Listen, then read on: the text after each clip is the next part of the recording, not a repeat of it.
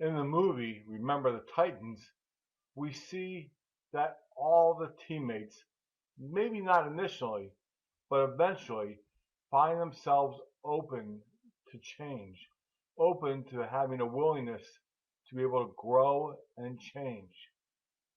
Some people don't want to accept the need to change, but change is one of the constant things of life, and we all need to remain open to change.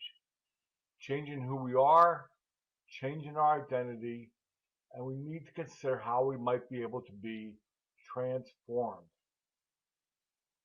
If this year is going to be your year, we're inviting you to consider transformation in your life.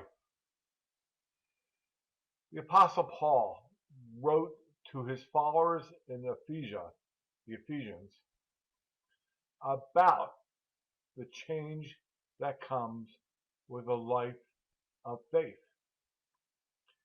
He writes, "You were taught with regard to your former way of life to put off your old self, which is being corrupted by its deceitful desires, and to be made new in the attitude of your minds, and to be put to the test of you, and to put on new selves, created to be like God in true righteousness and holiness." Let's break that apart. You were taught, and you're being taught now again, reminded, that regarding your former way of life, your old self, it's continuing to, it might be stuck. It might be rotting. It might not be helpful and growthful to you anymore. And so it may be corrupted by the deceitful desires to just keep things the way they always were. You're called to be made new in the attitude of your minds. You're called to look in and around the world and go, how is this challenging me, inviting me to grow, to become new in my attitude?